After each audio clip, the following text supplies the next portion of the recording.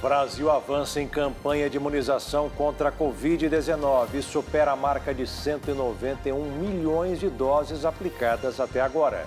E mais de 61 milhões de pessoas já foram imunizadas com 2 doses ou com a vacina de dose única. Manifesto de empresários causa polêmica e bancos públicos ameaçam deixar a Febraban após a entidade assinar o documento.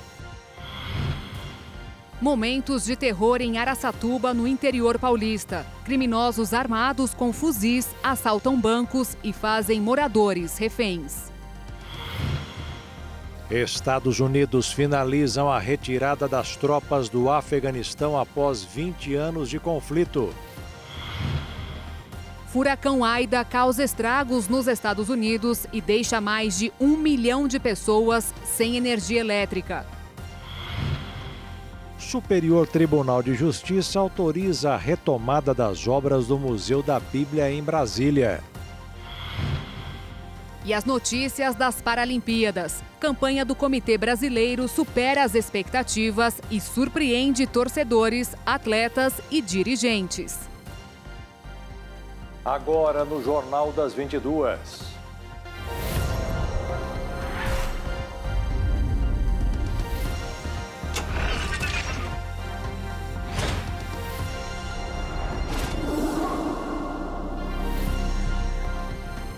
Olá, boa noite. Boa noite. O Pentágono divulgou hoje a retirada total das tropas militares de cidadãos americanos, afegãos e de outras nacionalidades. O momento marca o fim da guerra mais longa da história dos Estados Unidos. O Afeganistão agora segue sob o comando do Talibã. O último soldado americano deixou o Afeganistão nesta segunda-feira. O anúncio foi feito pelo general Kenneth Mackenzie em uma entrevista à imprensa. Muito boa tarde, eu estou aqui para comunicar a conclusão de retirada do Afeganistão e o fim da missão militar para evacuar cidadãos americanos, cidadãos de países terceiros e afegãos vulneráveis. O último C-17 decolou do aeroporto internacional Hamid Karzai em 30 de agosto desta tarde, às 3 horas e 29 minutos, hora da costa leste, e a última aeronave tripulada está agora cruzando o espaço aéreo acima do Afeganistão. A retirada das tropas deixa o país nas mãos dos talibãs e põe fim à guerra mais longa da história dos Estados Unidos. Após o comunicado da saída dos militares, tiros foram ouvidos na capital afegã. O secretário de Estado dos Estados Unidos, Antony Blinken, disse nesta segunda-feira que provavelmente não haverá presença diplomática no país depois de 31 de agosto, mas disse que há um plano para retirar os americanos após essa data, caso alguém fique para trás. Ele não deu detalhes da estratégia. Legisladores americanos estão articulando para que o presidente Joe Biden prorrogue o prazo para permitir a evacuação das tropas americanas e de seus aliados após a data limite. Afegãos denunciam que vários civis, membros da mesma família, incluindo crianças, morreram em um ataque aéreo dos Estados Unidos em Cabul. Autoridades americanas afirmaram que estão investigando o caso. Os Estados Unidos investigam se houve morte de civis em um ataque contra um carro-bomba em Cabul. O anúncio foi feito pelo Comando Central Americano depois que a CNN informou que 9 membros de uma mesma família podem ter morrido na ação. Nesta segunda-feira, testemunhas confirmaram que houve mortes, inclusive de crianças.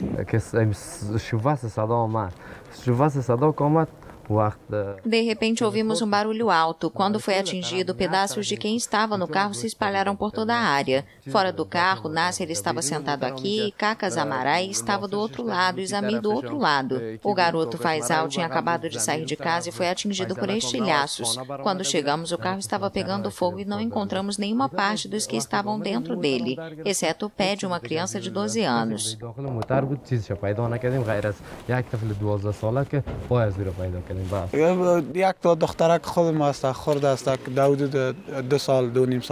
Minha filha de 2 anos e meio foi morta, 3 filhos do meu irmão também, 2 meninos e uma menina. Os 3 filhos do meu irmão mais velho, que acabava de voltar do trabalho, também foram mortos. Uma sobrinha também estava perto do carro. Um convidado nosso também estava aqui e foi morto no acidente, elevando o número de mortos para 10.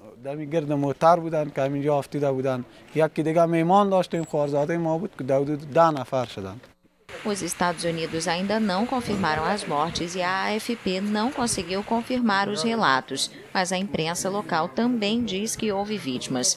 O ataque aéreo dos Estados Unidos foi feito depois que um homem-bomba do grupo Estado Islâmico provocou uma explosão na semana passada, que deixou dezenas de mortos perto do aeroporto de Cabul. O Conselho de Segurança da ONU aprovou nesta segunda-feira a resolução que pede aos talibãs garantias para saídas do Afeganistão. O colegiado pede, por meio de resolução, que os talibãs cumpram suas promessas de permitir que afegãos e cidadãos estrangeiros saiam de forma segura do Afeganistão. 13 dos 15 membros votaram a favor do texto elaborado pelos Estados Unidos, França e Reino Unido. A China e a Rússia se abstiveram. As operações de retirada de estrangeiros e afegãos que fogem dos talibãs devem terminar nesta terça-feira, 31 de agosto, quando os soldados americanos deixarem o aeroporto. Então seguimos agora com informações e números de vacinação no Brasil contra a Covid-19. Com mais de 8 meses de campanha de imunização do dia 17 de janeiro até hoje, dia 30 de agosto, o Brasil aplicou 191.312.160 doses, segundo informações coletadas com as Secretarias de Saúde dos Estados e do Distrito Federal.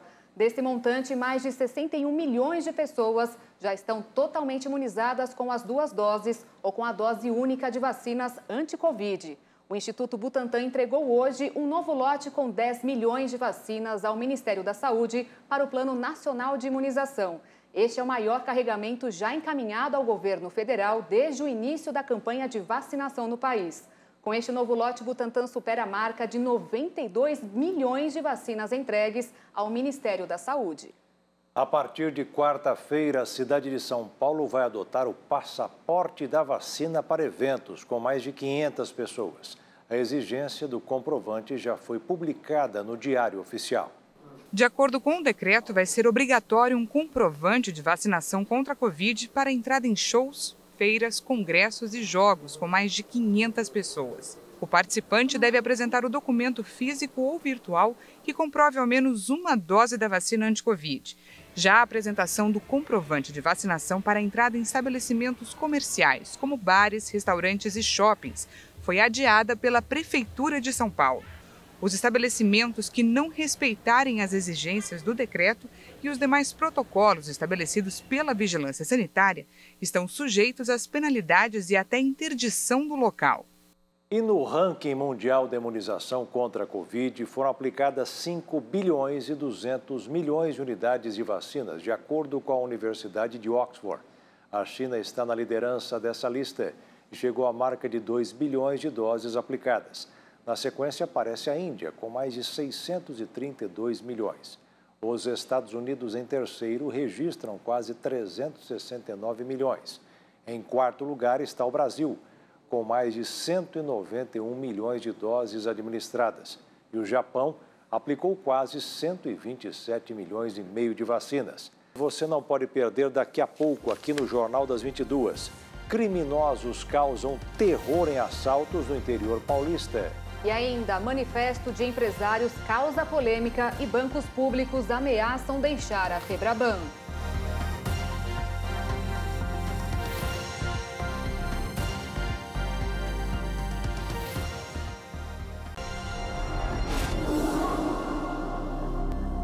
Um manifesto da Federação das Indústrias do Estado de São Paulo provocou polêmica no mercado financeiro. 2 bancos públicos teriam ameaçado deixar a Federação Brasileira de Bancos após a Febraban assinar o documento. O manifesto intitulado A Praça é dos Três Poderes seria publicado essa semana, provavelmente nesta terça-feira, dia 31. Mas após a polêmica que envolveu 2 bancos públicos e a Febraban, Federação Brasileira de Bancos, a publicação deve ser adiada ou até mesmo cancelada.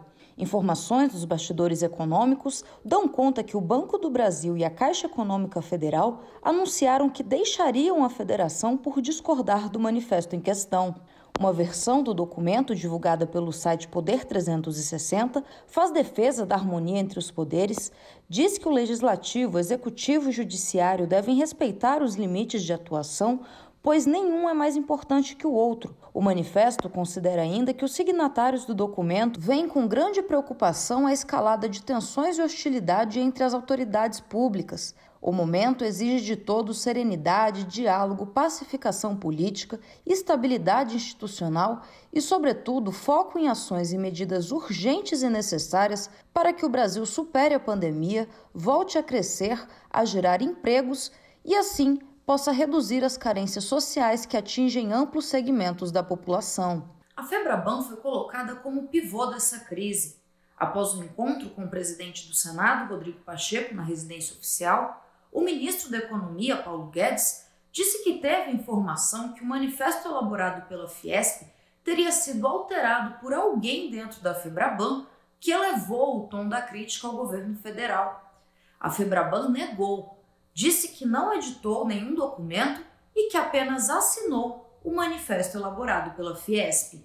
A nota de esclarecimento divulgada pela Febraban diz que a federação não participou da elaboração de textos com ataques ao governo ou oposição à atual política econômica. Confirma que o manifesto pedia serenidade, harmonia e colaboração entre os poderes da República e alertava para os efeitos do clima institucional nas expectativas dos agentes econômicos. Em entrevista ao jornal O Globo, o presidente da Câmara dos Deputados, Arthur Lira, disse que conversou com o presidente da Fiesp, Paulo Scaff, e foi acertado que o manifesto será publicado apenas após as comemorações do 7 de setembro. A Fiesp, a Caixa Econômica Federal e o Banco do Brasil informaram que não vão se manifestar sobre o assunto.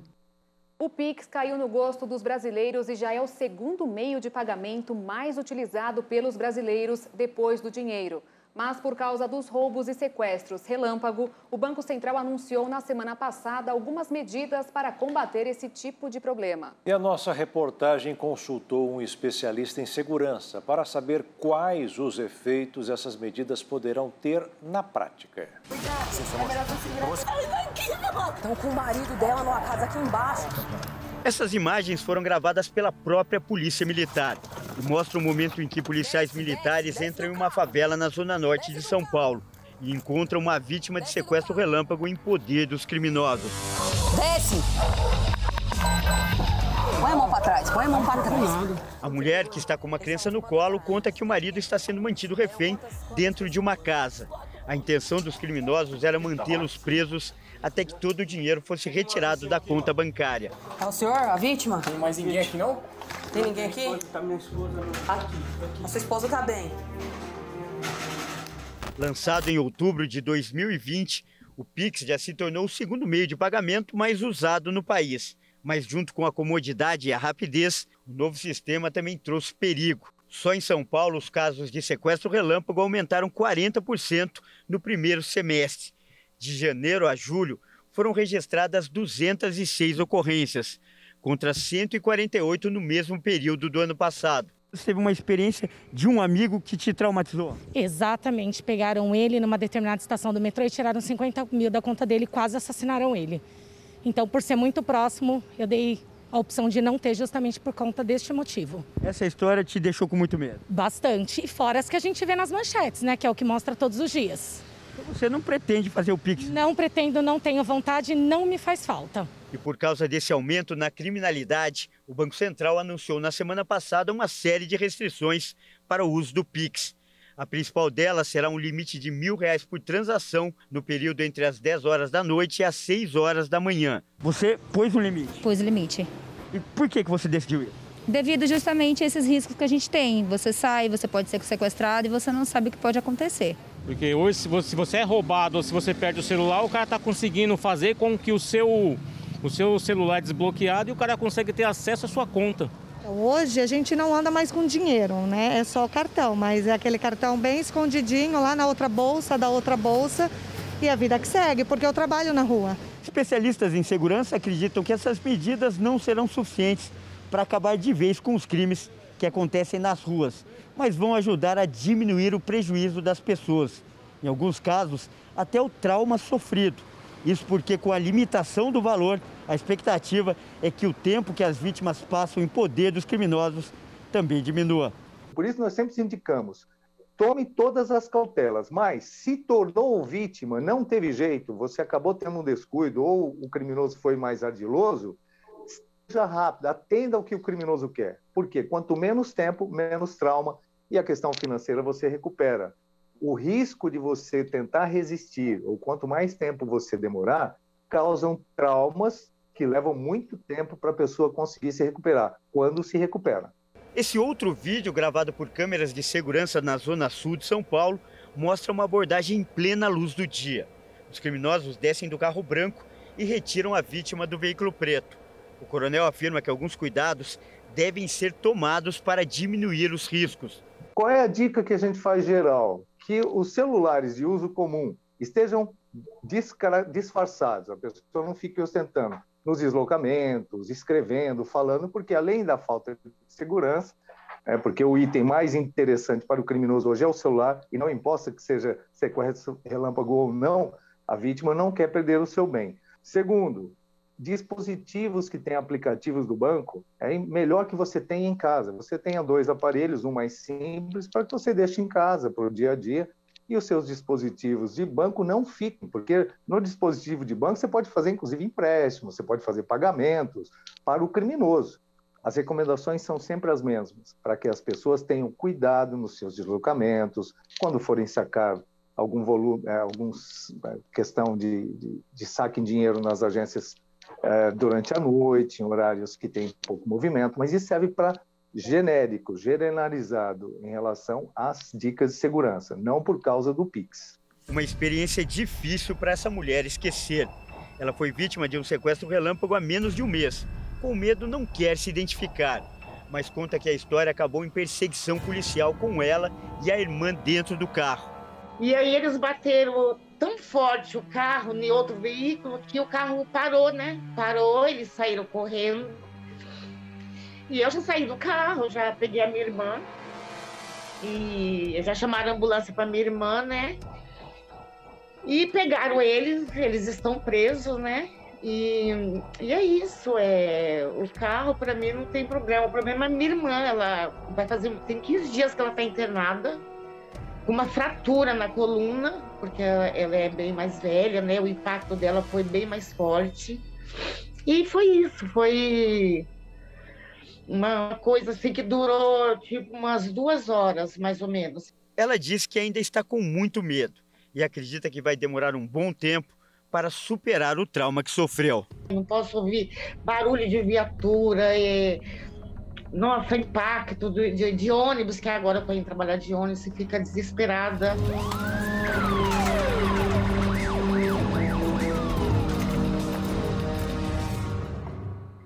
Em Araçatuba, no interior de São Paulo, criminosos armados com fuzis assaltaram bancos e fizeram reféns nesta madrugada. Pedestres e motoristas foram abordados e usados como escudos humanos. Pelo menos 3 pessoas morreram, sendo 2 moradores e um suspeito. Cerca de 20 criminosos fortemente armados atacaram 3 agências bancárias no centro de Araçatuba. Segundo a Polícia Civil, a ação dos bandidos durou ao todo 2 horas. No ataque às agências, o grupo usou 10 carros. Depois da ação, o bando saiu atirando pelas ruas, abordou pedestres e motoristas e os fizeram de reféns. Segundo a polícia, eles também fecharam algumas entradas da cidade com veículos em chamas para evitar que equipes chegassem ao local. Para monitorar os policiais, os criminosos contaram com o auxílio de um drone. Parte dos criminosos fugiu em direção ao bairro Taveira, área rural, onde houve confronto com a polícia. No tiroteio, um bandido morreu e outro foi baleado e foi socorrido. A quadrilha abandonou veículos usados no crime e roubou outros de moradores para fugir. Algumas pessoas relataram que encontraram explosivos e munições nas ruas da cidade. e algumas lojas ficaram danificadas. A polícia militar isolou ruas e orientou aos moradores que não saíssem de casa até que a situação estivesse controlada. Policiais do Grupo de Ações Táticas Especiais foram chamados para desativar os explosivos. Uma das vítimas foi morta ao filmar a ação dos bandidos durante a madrugada e um morador de Araçatuba teve os 2 pés amputados em uma das explosões. O jovem de 25 anos está na Santa Casa da cidade e precisou ser entubado. A Caixa Econômica Federal pagou hoje a 5ª parcela do auxílio emergencial para os beneficiários que fazem parte do programa Bolsa Família e que têm o número de identificação social UNIS com final 9. A 6ª parcela do auxílio para esse grupo será depositada em conta no próximo dia 29 de setembro. Nesta segunda-feira, o dólar fechou em leve queda de 0,09%, com operadores evitando grandes movimentações em uma sessão relativamente tranquila e de contínuo apetite por risco no exterior, ainda na esteira de comentários do Banco Central dos Estados Unidos. A moeda norte-americana encerrou o dia vendida a R$ 5,188. Na parcial do mês, houve recuo de 0,40%.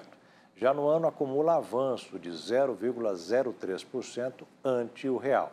As baleias jubarte estão de volta às águas quentes da costa do Pacífico da Colômbia para cumprir o ritual do acasalamento da espécie. De julho a outubro, as baleias jubarte retornam às cálidas águas tropicais, onde nasceram para iniciar seu ritual de acasalamento. Todos os anos, durante esses meses, o Oceano Pacífico colombiano se torna o berçário desses imigrantes gigantes que vêm da Antártica. Segundo estudos recentes, cerca de 2.000 baleias jubarte chegam ao Oceano Pacífico colombiano, em um dos mais impressionantes processos de migração do mundo animal. As baleias jubarte são mamíferos robustos, medem até 16 metros, podem pesar até 36 toneladas e nadar até 15 km por hora.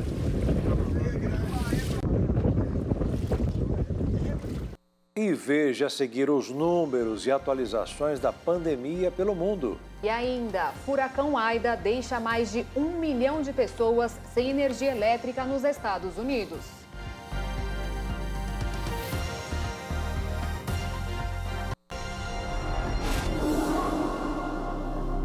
O furacão Aida causou estragos na costa do Golfo, nos Estados Unidos. Ao menos mais de 1 milhão de casas e empresas sofreram danos com a tempestade tropical. O número de mortos em decorrência da passagem do furacão Aida deve subir consideravelmente, advertiu o governador de Louisiana, John Bel Edwards, enquanto as equipes de resgate vasculhavam os danos catastróficos causados pelo furacão de categoria 4, que atingiu o sul dos Estados Unidos. Até o momento, o governador local informou a morte de apenas um homem, de 60 anos, que teve a casa atingida por uma árvore. Com ventos de 230 km por hora, o Aida é o 5º furacão mais forte da história a atingir o continente, exatos 16 anos após o Katrina devastar a Louisiana e o Mississippi e deixar 1.800 mortos. Mas a falta de energia elétrica preocupa as autoridades por conta dos hospitais, já que o estado estava se recuperando de um ressurgimento de infecções por Covid, que sobrecarregaram o sistema de saúde do estado, com cerca de 2.400 pacientes hospitalizados em todo o estado, muitos em unidades de terapia intensiva. O presidente Joe Biden, que descreveu o Aida como uma tempestade com risco de vida e declarou um grande desastre em Louisiana, o que dá ao estado acesso a fundos federais suplementares e ajuda para fortalecer seus esforços de preparação e resposta a emergências. Biden ainda falou que após a passagem da tempestade, será colocado todo o poder do país por trás do resgate e da recuperação local. Muitos sistemas de distribuição de água não estão funcionando, segundo o governador Edwards. O serviço telefônico de emergência estava indisponível em Nova Orleans, que se localiza a 160 quilômetros do local onde o furacão Aida chegou. De acordo com o Centro Nacional de Furacões no Mississippi, o furacão Ida regrediu a tempestade tropical, com ventos de até 90 quilômetros por hora, causando menos danos do que no estado vizinho. Contudo, a tempestade continuará desencadeando fortes chuvas que resultarão em inundações, que podem causar mortes. 266 mortes por Covid-19 foram registradas no Brasil em 24 horas, além de pouco mais de 10.400 novos casos, de acordo com o Ministério da Saúde. Veja agora os números da pandemia. O mundo passou dos 217 milhões e 18 mil casos de coronavírus e registra mais de 4 milhões 508 mil mortes. Os Estados Unidos romperam a barreira dos 39 milhões e 39 mil diagnósticos e tem um total de 638.658 óbitos. A Índia se aproxima dos 32 milhões 738 mil casos de Covid. O Brasil passou dos 20 milhões 752 mil testes positivos e registra 579.574 mortes. A França se aproxima dos 6 milhões 835 mil contaminações. E a Rússia ultrapassou a marca dos 6 milhões 803 mil casos de Covid. Ontem, Lionel Messi fez sua estreia pelo Paris Saint-Germain na vitória do clube diante do Reims. O atacante argentino entrou em campo no segundo tempo da vitória por 2-0 neste domingo pela quarta rodada do campeonato francês. Apesar da partida ter terminado com 2 gols de Mbappé, foi o craque argentino quem roubou a cena. E o Brasil se tornou hoje o 22º país a superar a barreira das 100 medalhas de ouro em Jogos Paralímpicos. O feito veio por meio do fundista Yeltsin Jacques, que ganhou o título dos 1.500 metros no atletismo, sua segunda conquista em Tóquio. Então vamos ver como está o quadro de medalhas das Paralimpíadas. A China lidera o ranking com 54 medalhas de ouro, 35 de prata e 30 de bronze. A Grã-Bretanha vem logo em seguida, com 27 medalhas de ouro. Em terceiro está o Comitê da Rússia, com 20 medalhas de ouro. Os Estados Unidos estão na quarta posição, com 19 ouros. O Brasil chegou ao quinto lugar, com 13 medalhas de ouro, 8 de prata e 15 de bronze. E você não pode perder daqui a pouco o crescimento do ecoturismo no Brasil. E ainda, Superior Tribunal de Justiça autoriza a retomada das obras do Museu da Bíblia.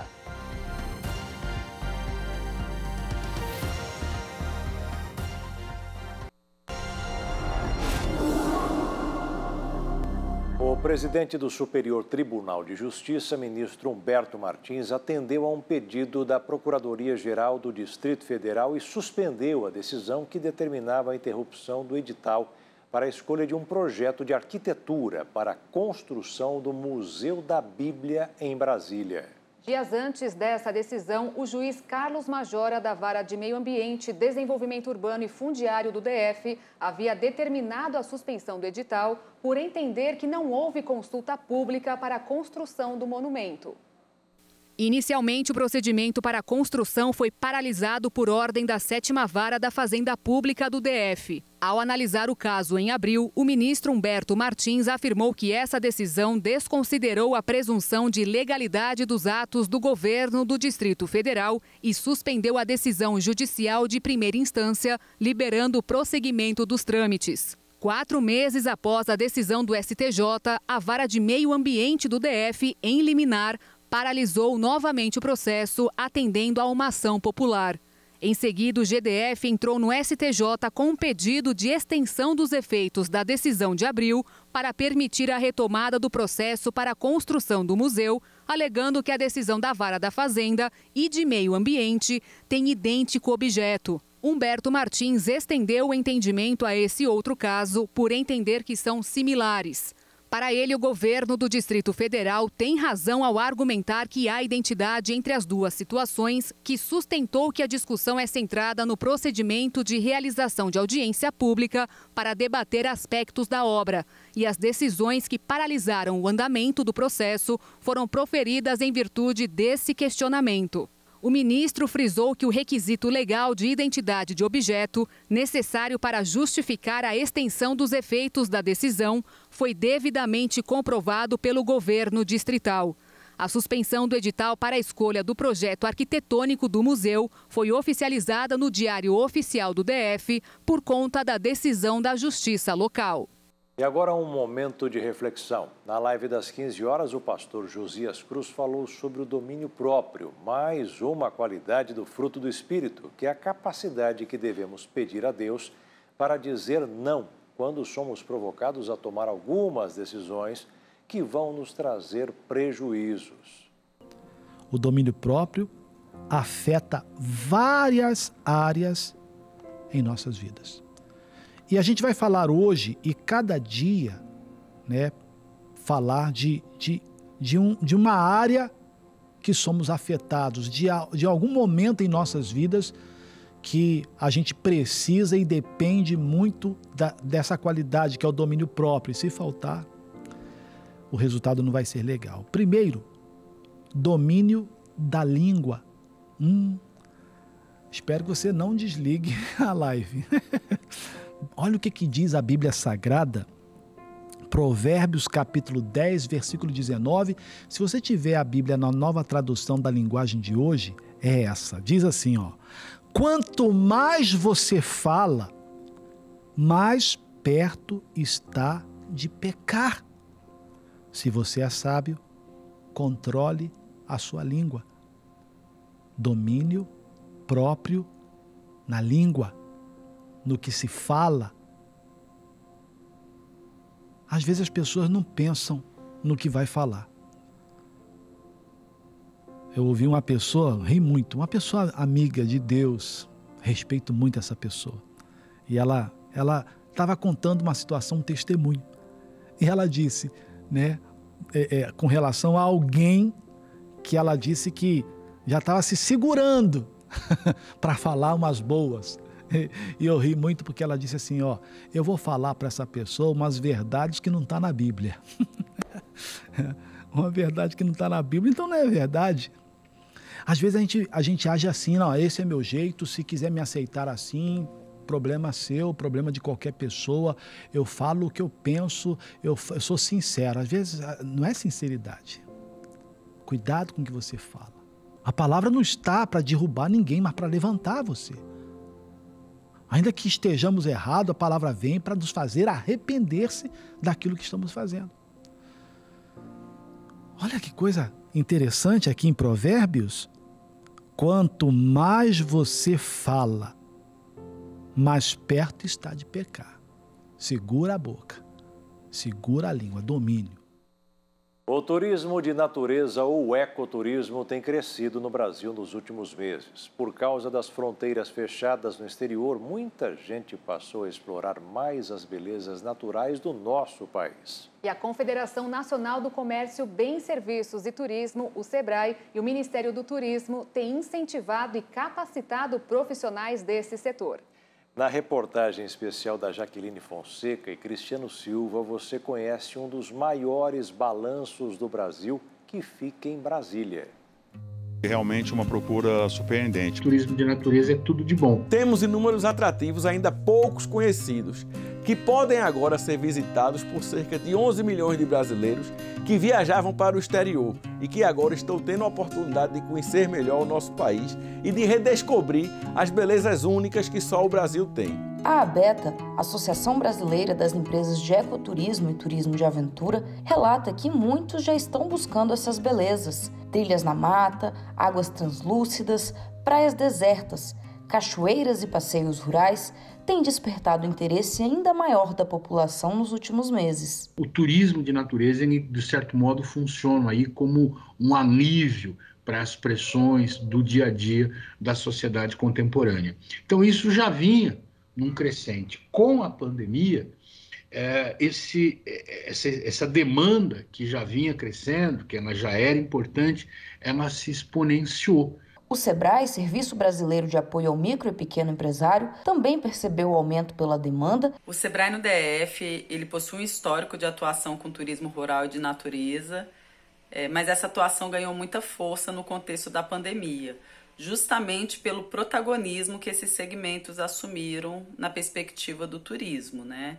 Então, se no passado esses empreendimentos sofriam uma concorrência direta com outros destinos nacionais e internacionais, agora eles se tornaram a primeira opção de viagem, justamente por oferecerem tudo aquilo que nós precisamos nesse momento, que é o contato com a natureza, a proximidade da nossa casa e ambientes sem aglomeração. Nosso forte hoje é atender grupos pequenos, né, máximo 22 pessoas em média, para viver as experiências do meio rural. O Sítio Pinheiros passou por adaptações por causa da pandemia.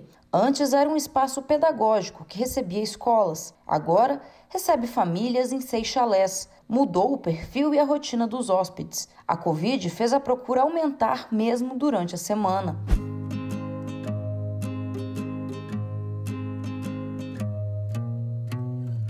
Aqui em Brasília, essa hospedagem tem reservas fechadas pelos próximos 2 meses.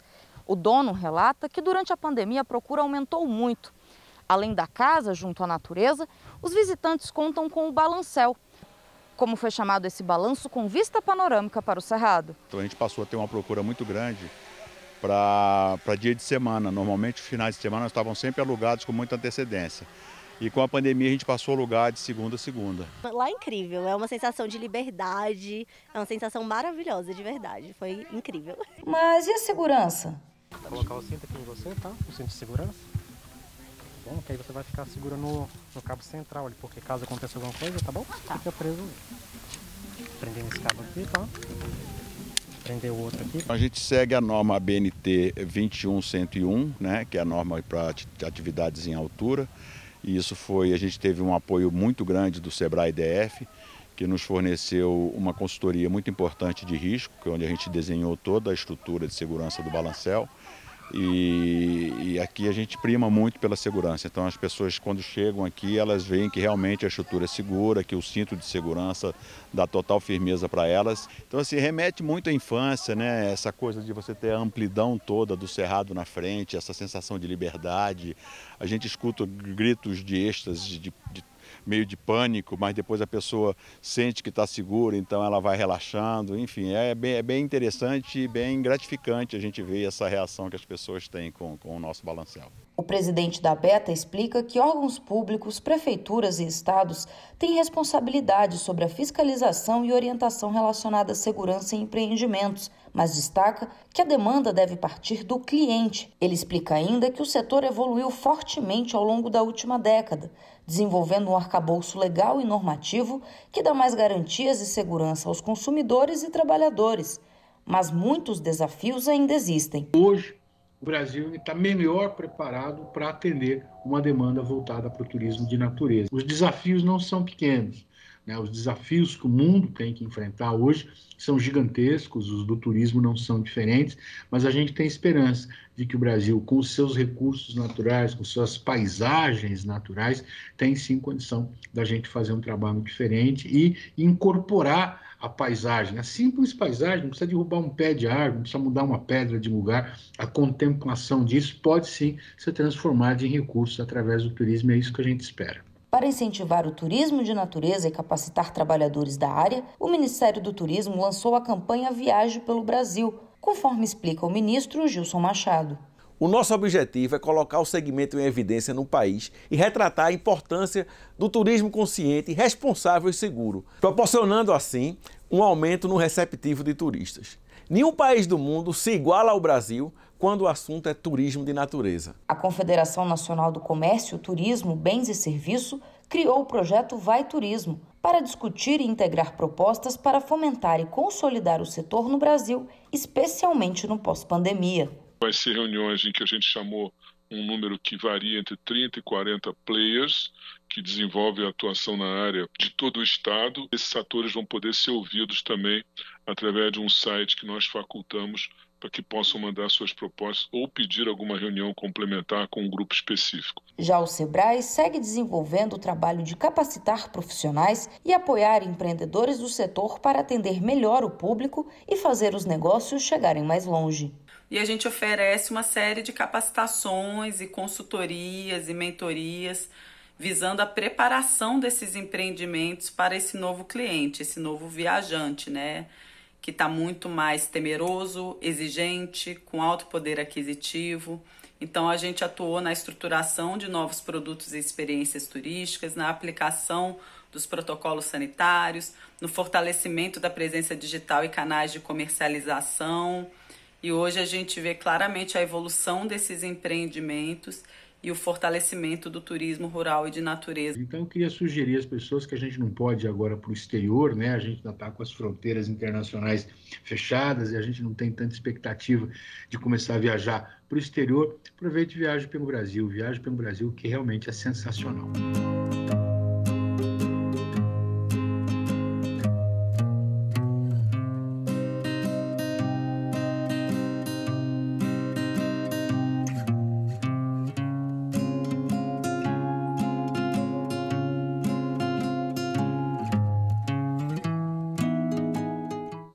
E o Jornal das 22 termina aqui. Obrigada pela sua companhia, um ótimo fim de noite, início de semana para você e até amanhã.